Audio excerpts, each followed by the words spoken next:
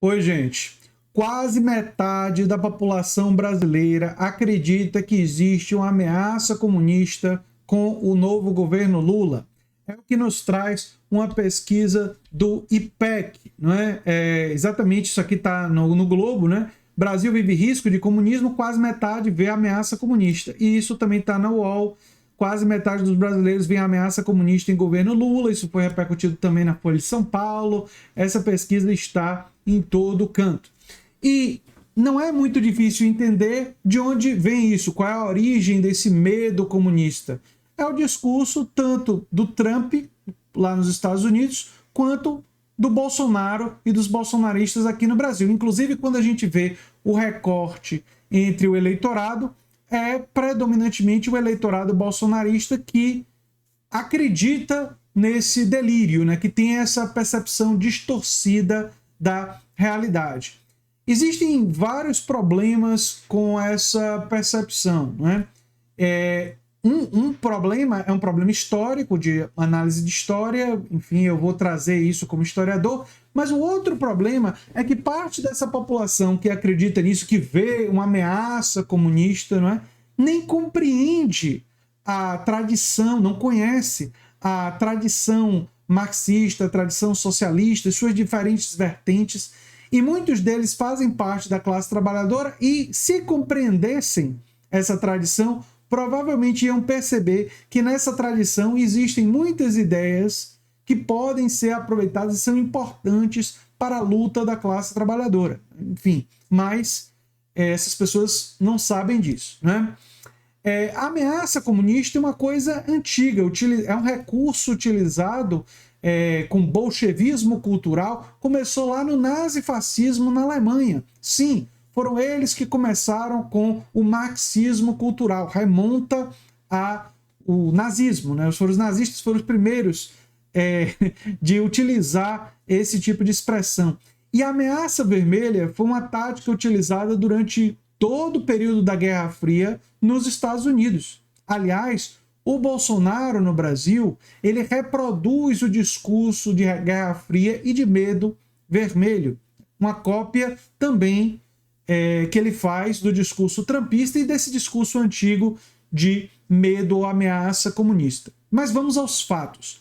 O Brasil nunca teve um governo socialista de verdade. O máximo que nós tivemos, mais recentemente no Brasil, foi um governo de centro-esquerda. E olha que foi um governo que, antes de governar, precisou ter a carta para os brasileiros. Eu estou falando do primeiro governo Lula, né? Quando a gente pega a história do Brasil, os governos assim com alguma coisa de esquerda tem um pouco no Getúlio Vargas, com algumas medidas pró-trabalho, tem no João Goulart, com as reformas de base, mas é bom lembrar que o João Goulart, quando ele tentou mexer nos interesses das oligarquias só um pouquinho, deu golpe militar, golpe civil-militar para derrubar o João Goulart. Mostra a dificuldade que é mexer um pouquinho de nada no interesse das oligarquias nesse país. O resto da história do Brasil foi governado por ou conservadores ou liberais, não é? Inclusive, o Partido Social Democrata, quando ele chega ao poder, o PSDB, ele já era um partido que, na economia, defendia uma proposta do liberalismo social, que é uma proposta de centro-direita, uma proposta, inclusive no PSDB, era uma proposta predominantemente liberal, uma proposta economicamente que não era de esquerda. Isso eu estou falando do primeiro governo FHC e o segundo governo FHC. Inclusive, a marca daquele governo, uma das marcas principais, foram as privatizações, uma agenda do liberalismo, que não é uma agenda da esquerda. Enfim, aí quando você vai para os governos Lula, né? Lula 1, Lula 2, Dilma 1, Dilma 2, nós vemos os primeiros governos que você poderia identificar algumas coisas do espectro da centro-esquerda. Não é nem extrema-esquerda, longe disso. Porque esses governos, eles, como eu disse, Lula começou com a carta para os brasileiros, fez todo um compromisso com o grande empresariado e fez uma política de incentivo ao consumo que beneficia pequenos e médios empreendedores e que não foi uma política de controle dos trabalhadores dos meios de produção, que seria de fato uma política socialista. Não teve isso no governo Lula, nem Lula 1, nem Lula 2, nem Dilma 1, nem Dilma 2. Não teve, né? Se teve um pouquinhozinho de incentivo a cooperativas, foi bem pouco. Não foi uma coisa muito intensa. Aliás, o Lula vem falando incentivo ao trabalho cooperado e associativo mais agora do que naquela época, e mesmo assim até agora não vimos muitas políticas. Repito, o governo Lula se coloca como um governo que dialoga com o ideário da social-democracia, o ideário do trabalhismo, mas também acomodando interesses tradicionais do pensamento liberal. Não passa longe, né, desse governo comunista, como a extrema-direita quer pintar. Então, e quando você olha para a história brasileira praticamente desde sempre fomos governados por conservadores ou liberais, né? E mais conservadores autoritários, predominantemente na nossa história, com oscilações. Por exemplo, o governo militar era um governo que era extremamente de direita, reacionário em muitas coisas, e na economia era parte do neodesenvolvimentismo, influenciou parte das políticas militares dos anos 70. Eles viam o Estado como papel, mas para fomentar o capitalismo, né, para fomentar o desenvolvimento do capitalismo nacional. Essa era a perspectiva militar ali dos anos 70. Então, sempre tivemos governos pró-capital, pró-oligarquias ao longo da nossa história, e apenas alguns poucos que tentaram fazer alguma coisa pela classe trabalhadora, um pouquinho.